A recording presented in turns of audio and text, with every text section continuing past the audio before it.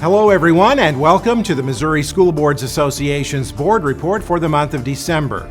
We thank you for the opportunity to share some news and information during a few minutes of your board meeting. We begin with a look at the 2020 session of the Missouri General Assembly that convenes on January 8th. We're sure to see the return of some familiar issues during the session, including charter school expansion and voucher proposals. MSBA Associate Executive Director for Advocacy, Mike Reed, says he expects to see legislation allowing charter schools in communities with a population of 30,000 or more. This is public money, and school boards were elected to oversee public schools.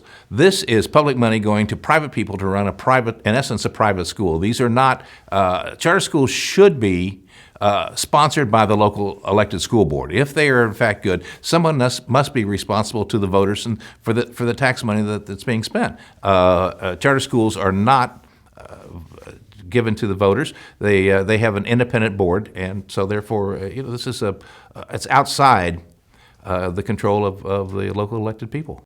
MSBA supports only those charter schools that are authorized by local boards of education and subject to the same accountability standards as other Missouri public schools, and supports measures that increase charter school accountability to state and local taxpayers.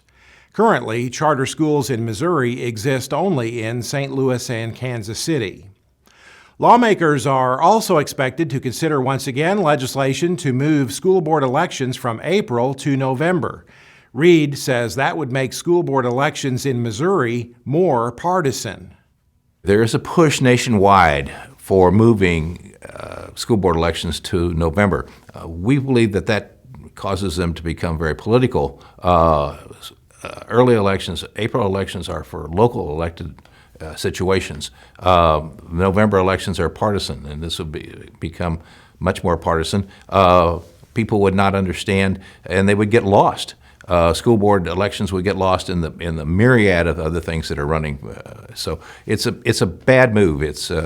We need to make sure that local elections are held at a time when local decisions are made. Reed says he expects a strong effort to fully fund the foundation formula once again for the next fiscal year, but he says significant increases in transportation funding will be more difficult to achieve. MSBA continues to support increases in funding for both the foundation formula and student transportation costs. We'll be keeping you informed on developments during the legislative session through our weekly Legislative Voice newsletter, critical issue alerts, and immediate updates through Twitter. Information on legislative issues also can be found on MSBA's Action Center website. Our annual Legislative Forum and Public Schools Day at the Capitol is set for February 10th in Jefferson City. You can register for that event through the MSBA website. Well, last month we told you about Governor Parsons' executive order directing several state agencies to develop a statewide campaign to warn young people in Missouri about the dangers of vaping. That campaign is now underway and features this public service announcement. Let's clear the air. Vaping includes nicotine. Nicotine is addicting. Teens who vape are 4 times more likely to end up smoking. 90% of smokers started as a teen. Let's clear the air. Vaping is not safe for us.